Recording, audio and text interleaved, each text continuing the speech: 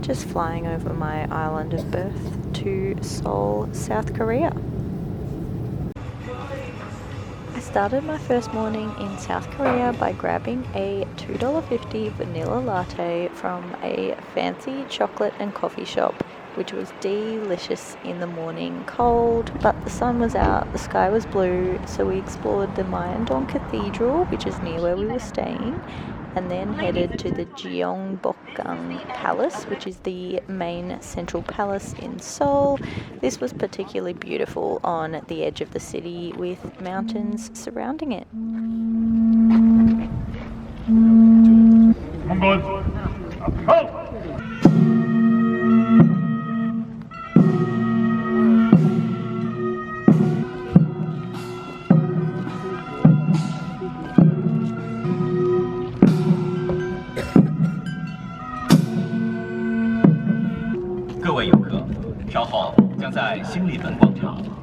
We then headed to the Bukchon Hanok village, which is a traditional part of Seoul where the houses are built in the traditional way.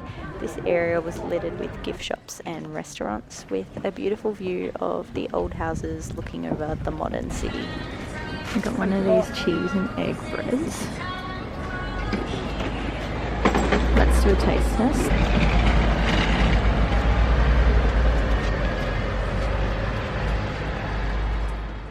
As I mentioned, this area was filled with gift shops, with little artisans selling their wares, and so many keychains, which is a thing in South Korea. They were everywhere, but yeah, so many handcrafted knickknacks and shops to look at. So this shop is like a little kiosk where you buy your things. There's no person in here, but lots of CCTV cameras. We made some purchases here. We bought some new gloves because ours were not keeping us warm, and these are $5 and they're so warm, and they have the touchscreen fingers. Cute. For lunch we tried tteokbokki, the fluffy rice dumplings cooked in a spicy sauce. This one had eggs and fish cakes, was delicious but spicy.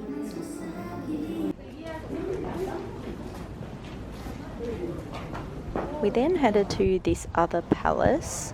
This one you could see more details inside and absolutely beautiful rainbow detailing. Look at the details on the roof of these palaces.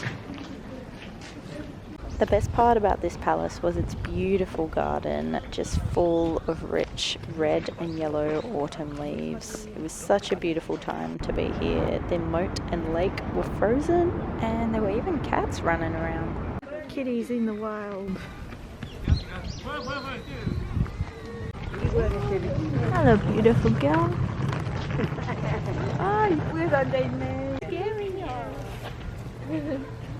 We then headed to the Insadong Cultural Street. This was a shopping area full of local artisan wares.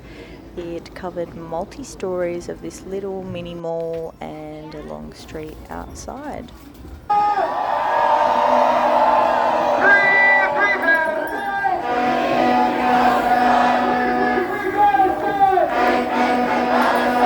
We walked through this food market and checked out the stream, which was a little underwhelming, and ended up outside this epic building designed by Zaha Hadid, who is a famous female architect, which Gabby was all over. For dinner we headed back to the Myeongdong area and grabbed some Bibimbap and soju, of course, and then what else was there to do but go shopping? We checked out K-pop stores, more key rings, lots of clothing, a store absolutely full of earrings, and there was even a retro Kodak film store, which was cool.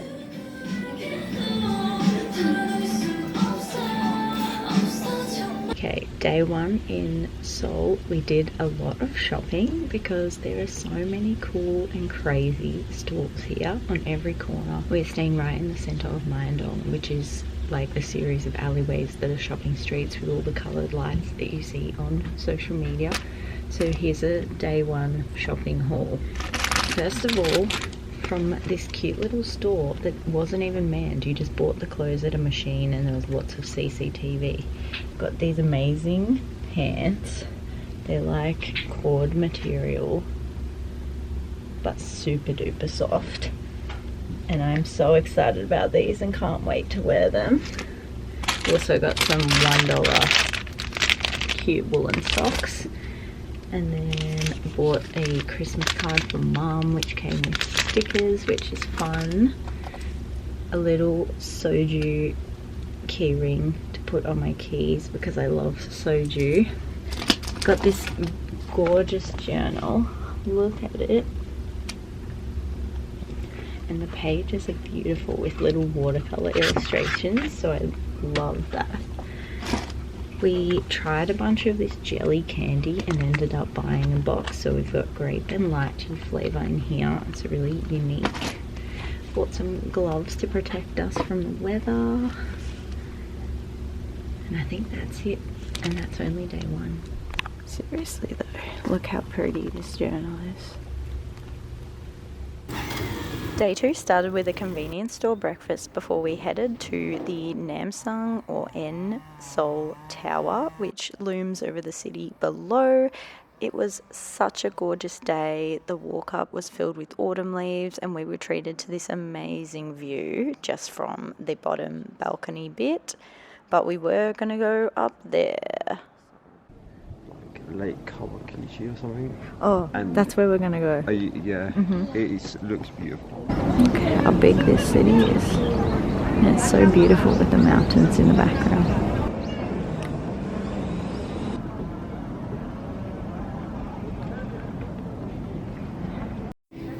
We got a free heat hand warm up with our ticket for the N Seoul Tower. How good.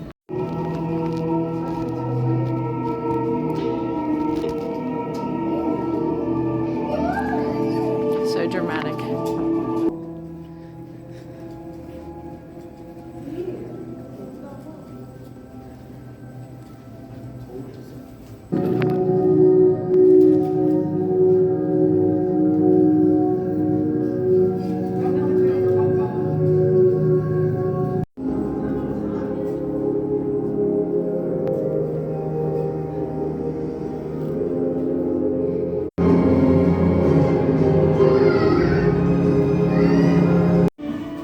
Just waiting for the elevator like. Hey,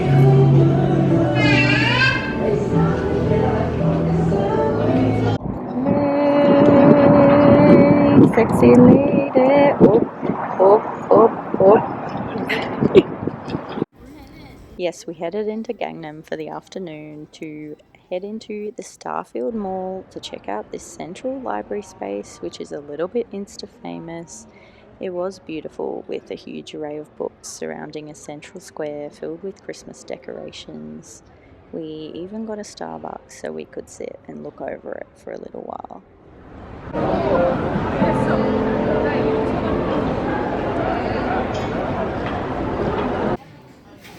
Also, Korean Christmas carols, which were playing everywhere, absolutely rock. We then went shopping, hitting up some stores we cannot find in Australia. Of course, had to do a K-beauty haul at Olive Young. These are the things I was chasing, but I am going to do a little haul a little bit later.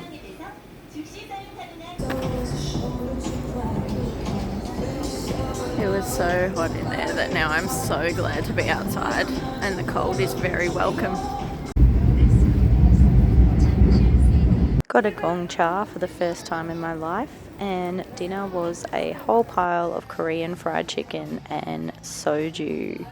After dinner we went shopping yet again, and I bought this jumper for $20 to keep me warm tomorrow, And then we checked out a 12-story Daiso. It even had a Disney section, but this was the queue just to buy something. And this was like 10 p.m. at night. Okay, day 2 haul.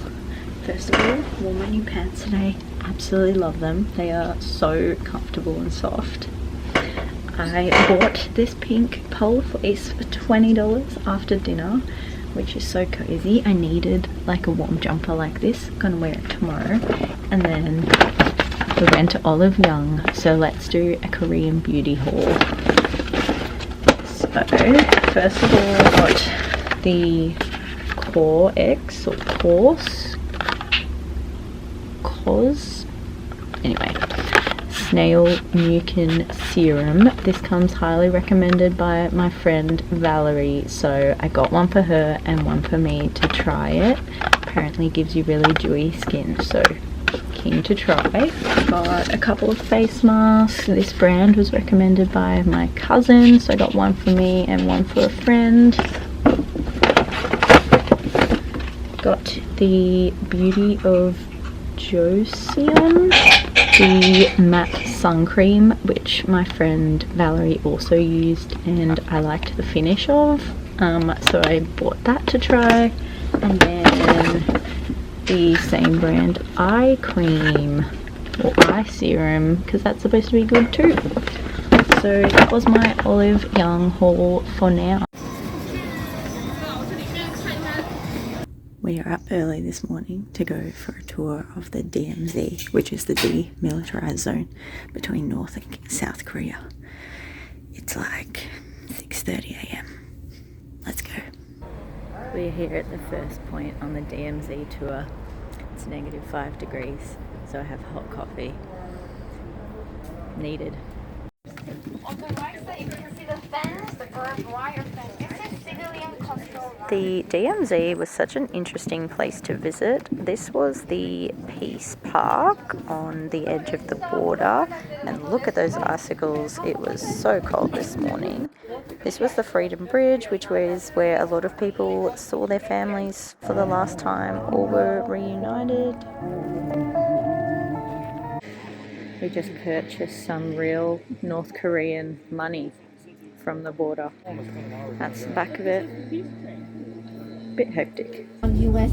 Army base, and on the right side front, there is one more military camp.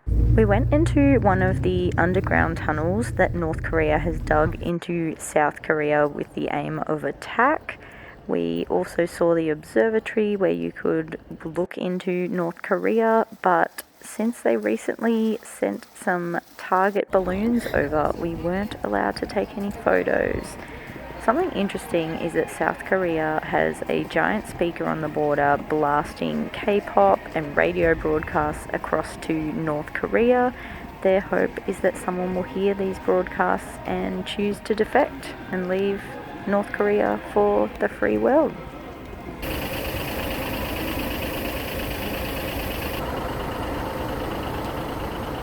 The DMZ area is actually famous for their soybean crop, so we tried some soybean ice cream, and I just found the irony of eating ice cream while holding a heat pack pretty funny. I did get a magnet from the United Nations controlled DMZ. The reason I got this is I feel like this could change in my lifetime, so I want to remember it, you know? I feel like it's historic. The rest of our last day in Seoul was absolutely stunning. Just look at this weather. So we really just soaked up all the craziness.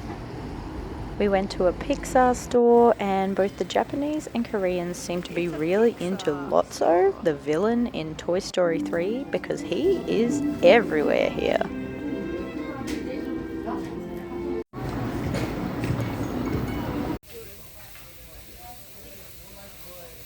We grabbed some lunch at a place where they cook the dish on the table in front of you. It was like a cheesy chicken stir fry with more of those delicious potato dumpling pasta-like things that were in the tteokbokki. Really yum.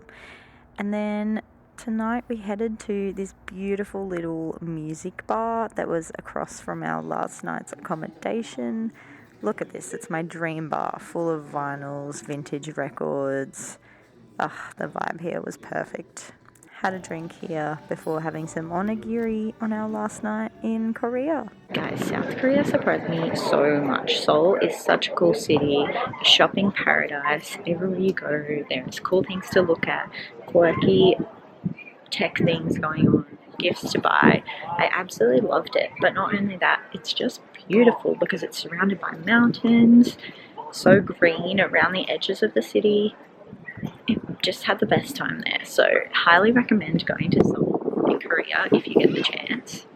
The food was really good too. And then we left via the point of no return for our short flight to Osaka, Japan. Stay tuned for the next vlog, which will cover everything Osaka and Kyoto.